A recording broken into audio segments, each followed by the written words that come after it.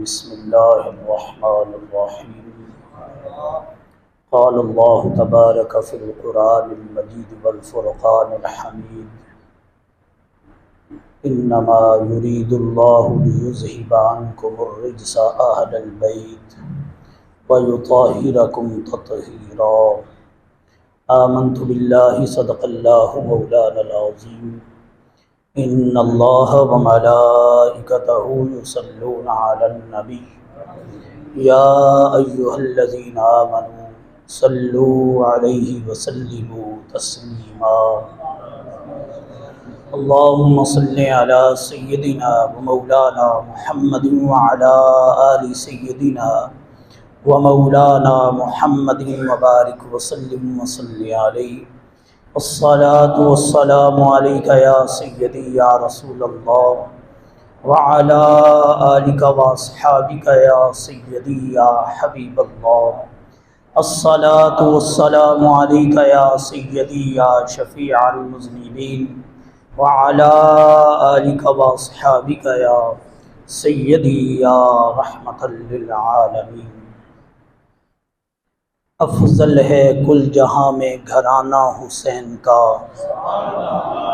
افضل ہے کل جہاں میں گھرانہ حسین کا، نبیوں کا تاجدار ہے نانا حسین کا. بس ایک پل کے لیے ملی حکومت یزید کو، بس ایک پل کے لیے ملی حکومت یزید کو، یہ صدیاں حسین کی یہ زمانہ حسین کا. حمد و ثناء رب جلیل اور پیارے آقا جناب محمد الرسول اللہ صلی اللہ علیہ وآلہ وسلم کی بارگاہ ناز میں درود و سلام کا نذرانہ پیش کرنے کے بعد، معزز محتشم برادران اسلام، آج 9 محرم الحرام کا بابرکت اور مقدس دن ہے. پوری دنیا میں امت مسلمہ شہزادہ کونین، شہزادہ زہرا بطول، نواسہ مصطفیٰ کریم جناب حضرت سیدنا امام حسین رضی اللہ تعالیٰ عنہ کا یوم شہادت منا رہی ہے، اور آپ کی عظمتوں کو خراج عقیدت و محبت پیش کیا جا رہا ہے. دعا ہے رب کائنات اس ذکر کا صدقہ، ان نسبتوں کا صدقہ اور حضرت امام حسین رضی اللہ تعالیٰ عنہ کی عظمتوں کا صدقہ ہمارے لیے بھی دنیا و آخرت کی بھلائیاں اور رحمتیں تحریر فرما دے. رب ذوالجلال نے قرآن مجید میں اہل بیت اطہار کی عظمت و شان بیان کرتے ہوئے ارشاد فرمایا: انما یرید اللہ لیذہب عنکم الرجس اہل البیت ویطہرکم تطہیرا. بے شک رب کائنات یہ چاہتا ہے کہ وہ پیارے آقا صلی اللہ علیہ وسلم کے گھر والوں سے، اہل بیت نبوت سے ہر ناپاکی اور ہر پلیدی کو دور فرما دے. ویطہرکم تطہیرا، اور انہیں خوب خوب صاف اور ستھرا فرما دے. برادران اسلام، یہ سورہ احزاب کی ایک آیت کریمہ کے چند الفاظ ہیں. 22ویں پارے کے ابتدا میں ان مبارک الفاظ کا ذکر کیا گیا ہے. پچھلے رکوع سے جس رکوع کے آخر میں یہ الفاظ استعمال ہوئے، اصل میں خطاب ازواج مطہرات کو کیا جا رہا ہے. میرے آقا صلی اللہ علیہ وسلم کے مبارک عقد میں آنے والی خوش نصیب مائیں، خوش نصیب خواتین، جنہیں امہات المؤمنین ازواج مطہرات کہا جاتا ہے، رب ذوالجلال حقیقت میں ان سے خطاب فرما رہا ہے. تو پتہ یہ چلا اہل بیت رسول میں سب سے پہلے ازواج مطہرات آتی ہیں، امہات المؤمنین آتی ہیں، اور پھر حدیث مبارکہ میں آتا ہے پیارے آقا صلی اللہ علیہ وسلم پر جب یہ آیت کریمہ نازل ہوئی تو آپ صلی اللہ علیہ وسلم نے اپنے جسم اطہر پر ایک چادر کو تان لیا. تھوڑی دیر کے بعد حضرت سیدنا امام حسین رضی اللہ تعالیٰ عنہ تشریف لائے. میرے آقا صلی اللہ علیہ وآلہ وسلم نے اس چادر میں حضرت امام حسین کو لے لیا. پھر حضرت امام حسن مجتبی رضی اللہ تعالیٰ عنہ تشریف لائے. میرے آقا صلی اللہ علیہ وآلہ وسلم نے انہیں بھی اپنی چادر رحمت میں جگہ عطا فرمائی. پھر سیدہ کائنات حضرت سیدہ فاطمہ الزہرا سلام اللہ علیہا تشریف لائیں. میرے آقا صلی اللہ علیہ وآلہ وسلم نے انہیں بھی ان مبارک چادر میں لے لیا. پھر حضرت علی المرتضیٰ شیر خدا رضی اللہ تعالیٰ عنہ تشریف لائے. میرے آقا صلی اللہ علیہ وآلہ وسلم نے انہیں بھی اس مبارک چادر میں جگہ عطا فرمائی اور ساتھ ہی دعا فرمائی مولا میں ان ہستیوں کو بھی اپنے اہل بیت میں شامل فرماتا. اب پتہ یہ چلا جہاں ازواج مطہرات امہات المؤمنین میرے آقا صلی اللہ علیہ وآلہ وسلم کے اہل بیت میں شامل ہیں، وہاں یہ پنجتن پاک یہ مبارک ہستیاں بھی وہ ہیں جنہیں میرے رب نے اور پیارے مصطفیٰ نے اہل بیت میں ہونے کا اعزاز اور شرف عطا فرما رکھا. پیارے آقا صلی اللہ علیہ وآلہ وسلم نے اہل بیت کے ساتھ محبت کا امت کو حکم ارشاد فرمایا. فرمایا قل لا اسألکم علیہ اجرا الا المودۃ فی القربى. ایت کریمہ قرآن کی ہے لیکن زبان مصطفیٰ سے اسے امت کے حوالے کیا جا رہا ہے. فرمایا ہے پیارے حبیب صلی اللہ علیہ وآلہ وسلم آپ اپنی امت سے فرما دیجئے کہ میں اپنی تبلیغ پر، اپنی محنتوں پر، اپنی مشقتیں اٹھانے پر اور اسلام کا پیغام تمہیں پہنچانے پر کوئی اجر طلب نہیں کرتا، کوئی معاوضہ نہیں مانگتا، کوئی بدلہ نہیں مانگتا. ہاں ایک بات ضرور کہوں گا الا المودۃ فی القربى، پوری زندگی میرے اہل بیت کے ساتھ پیار کرنا، میرے اہل بیت کے ساتھ محبت کرنا، ان کی عقیدتوں کو اپنے دل میں جگہ دینا، اس لیے کہ اہل بیت کی محبت یہ ایمان کو چاشنی اور لذت عطا کرتی ہے. اہل بیت کی محبت یہ ایمان کا حسن ہے، ایمان کی خوبصورتی ہے. اور اگر میں یوں کہوں تو بالکل غلط نہیں ہوگا، حق ہے کہ اہل بیت کی محبت کے بغیر ایمان مکمل نہیں ہو سکتا. اگر ایمان مکمل کرنا چاہتے ہیں، اسے کامل بنانا چاہتے ہیں تو میرے آقا صلی اللہ علیہ وآلہ وسلم کی نسبتیں، میرے آقا صلی اللہ علیہ وآلہ وسلم کے گھر بار آل اولاد کا احترام، محبت، مودت یہ اپنے سینے میں بسائیں گے، میرا رب ہمیں کامل ایمان کی دولت عطا فرمائے گا. اعلیٰ حضرت علیہ رحمہ نے اس ساری تفصیل کو 2 جملوں میں جمع کر دیا کہ اہل بیت میں کون کون آتا ہے اور کہاں کہاں آتا ہے. آپ نے فرمایا تیری نسل پاک میں ہے بچہ بچہ نور کا، تو ہے عین نور تیرا سب گھرانہ نور کا. میرے آقا صلی اللہ علیہ وآلہ وسلم کے آبا ہوں، میرے آقا صلی اللہ علیہ وآلہ وسلم کے اجداد ہوں، میرے آقا صلی اللہ علیہ وآلہ وسلم کے ددحال ہوں، ننحال ہوں، سسرال ہوں، وہ سارے ہمارے سروں کے تاج ہیں، اس لیے کہ یہ ساری نسبتیں انہیں میرے رب نے عطا فرما رکھی. پیارے آقا صلی اللہ علیہ وآلہ وسلم کی ساری بیٹیاں، ان کی اولاد، میرے آقا صلی اللہ علیہ وآلہ وسلم کے 3 شہزادے، وہ سارے کے سارے ہمارے سروں کا تاج ہیں، وہ اہل بیت مصطفیٰ میں شامل ہیں.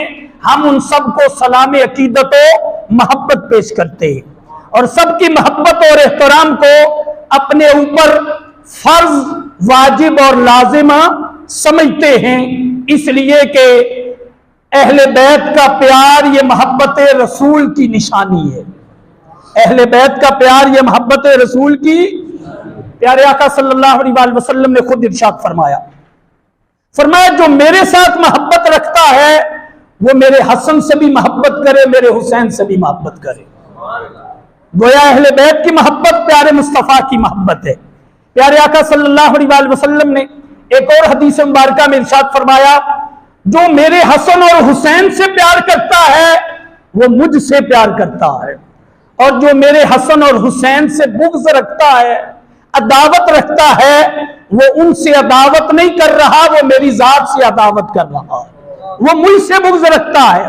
گویا اہل بیت کی محبت محبت رسول ہے اور اہل بیت کی دشمنی یہ پیارے آقا صلی اللہ علیہ وسلم کی ذات اقدس کی دشمنی مول لینا ہے۔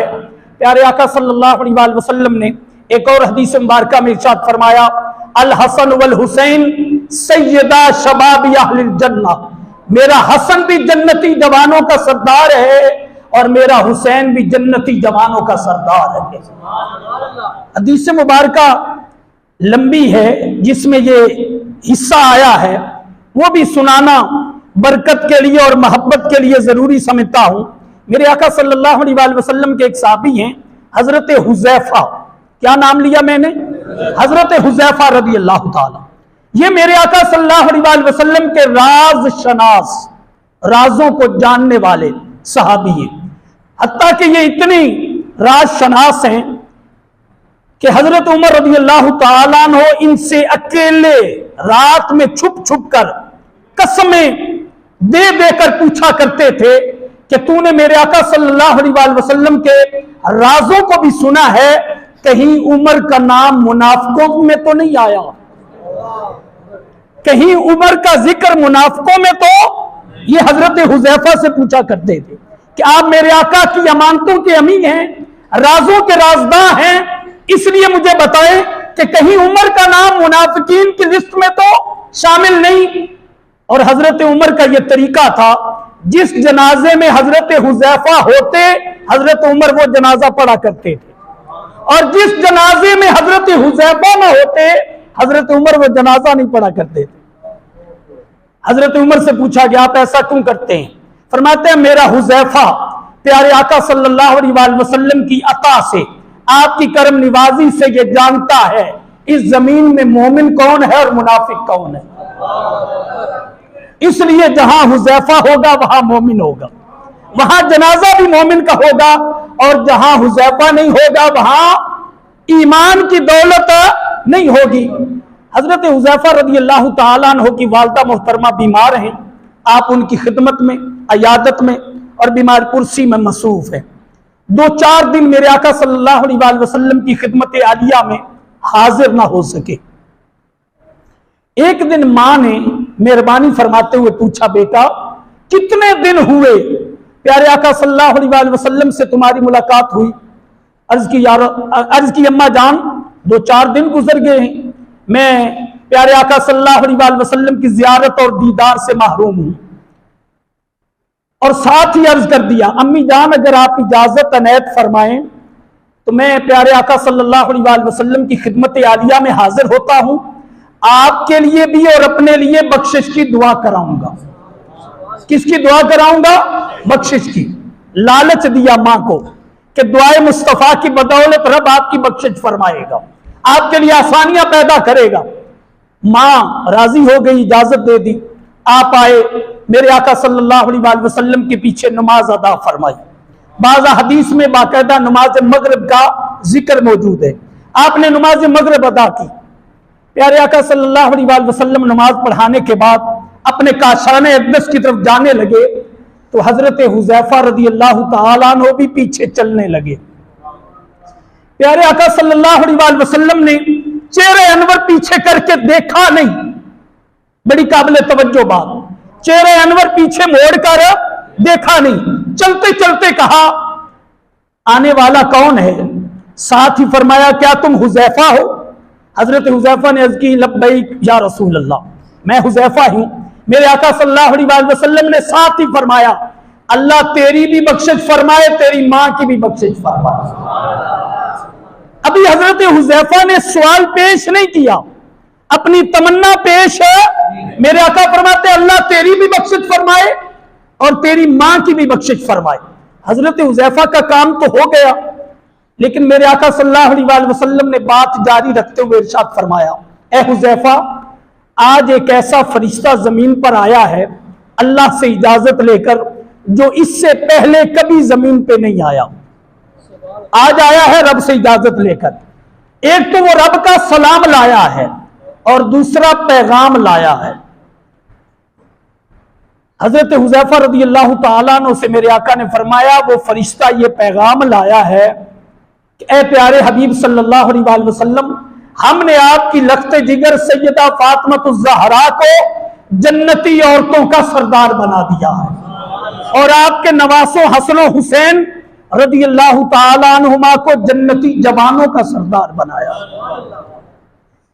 اس سے آپ اندازہ لگائیں کہ میرے رب نے پیارے آقا صلی اللہ علیہ وآلہ وسلم کے گھر والوں کو کتنی بلندیاں اور رفعتیں عطا فرمائی۔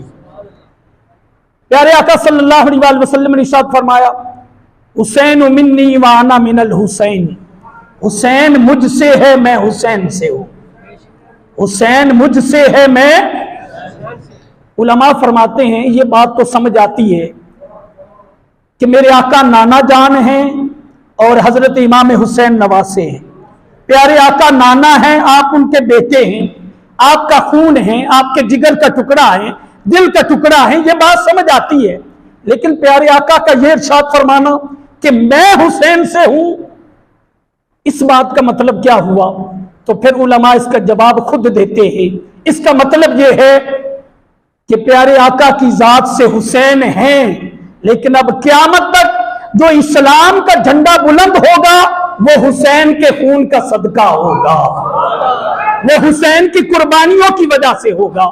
آج اگر آذانیں ہو رہی ہیں، آج نمازیں پڑھی جا رہی ہیں، آج اگر مسجدیں آباد ہیں، اور آج اگر گھر گھر سے تلاوت قرآن کی آواز آ رہی ہے، تو یہ حضرت امام حسین کی شہادت کا مقام ہے، یہ اس کا کمال ہے کہ رب ذوالجلال نے پورے حسن کے ساتھ ہمیں اسلام اور دین کی رہنمائیاں عطا فرما رکھی۔ ورنہ یزید نے اسلام کی جو شعائر ہیں، نشانیاں ہیں، انہیں مٹانے میں کوئی کسر نہیں چھوڑی۔ ایک لمبی فہرست ہے اس کے کرتوتوں کی، اس کی بدعمالیوں کی، اور شریعت مصطفیٰ کریم صلی اللہ علیہ وآلہ وسلم کی خلاف ورزیوں کی لمبی فہرست ہے۔ لیکن حضرت امام حسین نے ان ساری باتوں کے سامنے ایسا بند باندھا کہ آج تک یزیدیت پیٹ رہی ہے، اور حضرت امام حسین کا نام بلند سے بلند تر ہوتا چلا جا رہا۔ رضوان اسلام، حضرت امام حسین رضی اللہ تعالیٰ عنہ کا بچپن، آپ کی جوانی، آپ کا ادھیڑ عمر میں پہنچنا، یہ سارے کا سارا سراپا رحمت ہے، سراپا خیر ہے، اور ہر عمر کے حصے سے ہمیں نور اور روشنی لینے کی ضرورت ہے۔ میرے آقا صلی اللہ علیہ وآلہ وسلم نے فرمایا، میرا حسن اور میرا حسین وہ ہے، ان کے نام بھی عام نام نہیں، ان کے نام بھی جنت سے آئے ہیں۔ پیارے آقا صلی اللہ علیہ وآلہ وسلم نے ارشاد فرمایا، حسن اور حسین وہ ہیں جنہیں رب ذوالجلال نے میرے لیے جنتی پھول ہونے کا شرف عطا فرمایا۔ میں انہیں چومتا بھی ہوں، سونگتا بھی ہوں، سونگنے پر مجھے جنت کی خوشبو آتی ہے۔ پیارے آقا صلی اللہ علیہ وآلہ وسلم مسجد نبی شریف سے باہر آتے ہیں، حضرت امام حسن رضی اللہ تعالیٰ عنہ میرے آقا صلی اللہ علیہ وآلہ وسلم کے کندھوں پہ سوار ہیں۔ صحابہ دیکھ کے حیران ہوتے ہیں۔ میرے آقا صلی اللہ علیہ وآلہ وسلم نے دعا کے لیے ہاتھ اٹھائے، عرض کی مولا میں حسن سے پیار کرتا ہوں، تو رب بھی اس سے پیار فرما، میں اس سے محبت کرتا ہوں، اے باری تعالیٰ تو بھی اس سے محبت فرما، اور جو قیامت تک میرے حسن سے محبت کرے تو اس سے بھی محبت فرما۔ میرے آقا نے یہ دعا عطا فرمائی۔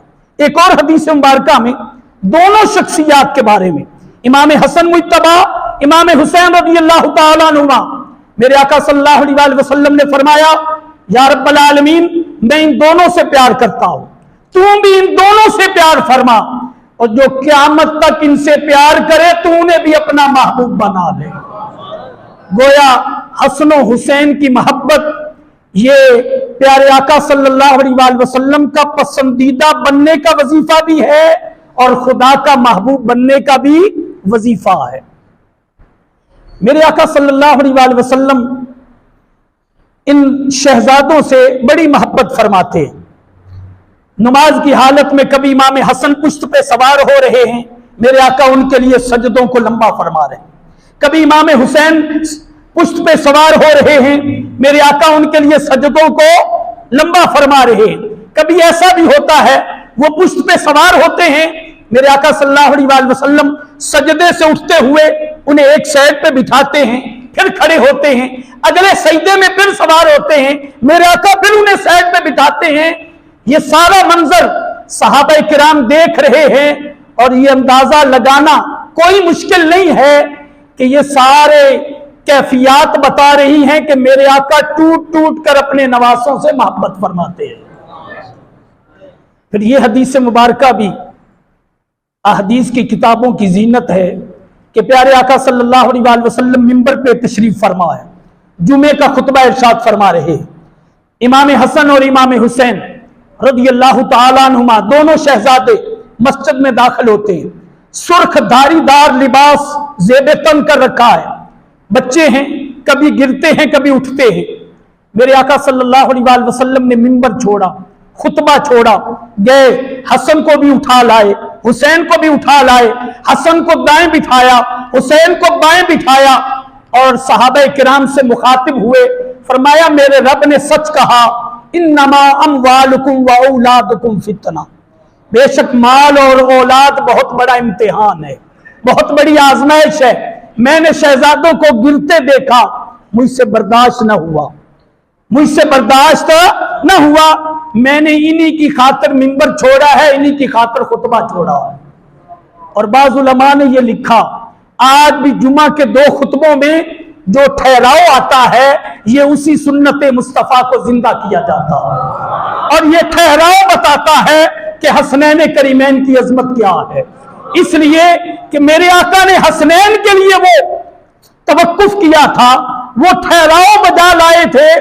آج بھی ہر خطیب عیدین کے موقع پر، جمعہ کے موقع پر، دونوں خطبوں میں توقف کر کے بتاتا ہے کہ ہم سنت مصطفیٰ بھی زندہ کر رہے ہیں اور حسنین کریمین کی عظمتوں کا اظہار بھی کر رہے ہیں۔ نذران اسلام، وقت اجازت نہیں دیتا کہ میں بات کو طول دوں، میں بات سمیٹتے ہوئے یہ کہوں گا کہ اہل بیت کرام کی محبت، عقیدت، مودت، جیسے میں نے پہلے کہا، فرض ہے، واجب ہے، اور اس کے بغیر ہمارا ایمان مکمل نہیں ہوتا، لیکن گزارش یہ ہے صرف محبت پر اکتفا نہ کیا جائے، ان کی سیرت سے بھی روشنی حاصل کی جائے، ان کے کردار کو بھی اپنایا جائے۔ انشاءاللہ آگے چل کے ہم کردار اور سیرت پر بھی بات کریں گے، لیکن اتنا ضرور کہوں گا، بے شک سبیل لگانا محبت کی علامت ہے، نیاز کا اہتمام کرنا محبت کی علامت ہے، محافل کا اہتمام کرنا محبت کی نشانی ہے، لیکن سب سے بڑی محبت یہ ہے حسن و حسین جیسی زندگیاں بنا لیں، اپنے شب و روز کو امام حسن اور امام حسین کی تعلیمات سے آراستہ و پیراستہ کر لیں، اور چلتے پھرتے ہم حسنی حسینی نظر آئیں۔ یہ اشارہ حضرت قبلہ پیر سید نصیر الدین نصیر رحمت اللہ تعالی علیہ نے ایک ربائی میں کیا ہے، وہ ربائی ساری میری بات کو اپنے اندر سمو دے گی، اور وہی میرا آج کا پیغام ہے۔ قبلہ پیر صاحب فرماتے ہیں، قائم ہو جب بدن سے کفن کی نسبت، قائم ہو جب بدن سے کفن کی نسبت۔ یہ کفن کب پہنایا جاتا ہے؟ سوچ کے بولیں، بڑے ڈر ڈر کے بول رہے ہیں۔ کفن کب پہنایا جاتا ہے؟ جب بندے کی روح جسم سے پرواز کر جاتی ہے، پھر کفن والا لباس پہنایا جاتا ہے۔ آپ نے اس وقت کے انتہائی موقع پر ہمیں یہ سبق دیا، فرمایا قائم ہو بدن سے جب کفن کی نسبت، چہرے سے عیاں ہو پنجتن کی نسبت، چہرے سے عیاں ہو پنجتن کی نسبت، چہرے کا نور بتائے، پیشانی پر سجدوں کے نشانات بتائیں، چہرے پر سنت کا نور بتائے کہ آنے والا پنجتن کا غلام آ رہا ہے، چہرے سے عیاں ہو پنجتن کی نسبت، یا رب میری تقدیر میں لکھ دیتا حشر، کہہ دیں آمین، یا رب میری تقدیر میں لکھ دے تا حشر، کہہ دے آمین، یا رب میری تقدیر میں لکھ دے تا حشر۔ زہرا ہو حسین و حسن کی نسبت، زہرا ہو حسین و حسن کی نسبت، اللہ تعالیٰ اسی نسبت پر زندگیاں عطا فرمائے اور اسی نسبت پر ہمیں موت عطا فرمائے، اور قیامت کے دن میدان معاشر میں بھی ان مبارک نسبتوں کا سایہ عطا فرمائے۔ وما علیہ الا البلاغ المبین۔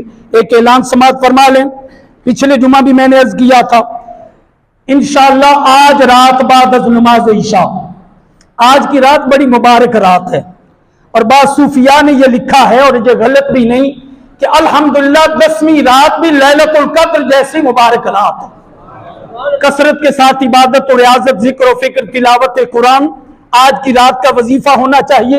رب توفیق عطا کرے، کل کا روزہ رکھیں، کل کا روزہ 1 سال کے روزوں کے برابر ہے۔ کثرت کے ساتھ ذکر و فکر کریں، درود و سلام پڑھیں، تلاوت قرآن کریں، اور عہد کریں، وعدہ کریں، جو گزر گئی سو گزر گئی، اب اگلا سال گزاریں گے تو حسنی حسینی بن کے گزاریں گے۔ آج رات بعد از نماز عشاء جامعہ مسجد حاضہ گلزار رحمت میں عظیم الشان محفل ذکر حسین منعقد ہو رہی ہے۔ مختصر مگر جامع محفل ہوگی، جس میں ہمارے مہمان ہوں گے حضرت علامہ ڈاکٹر محمد شبیر چشتی صاحب۔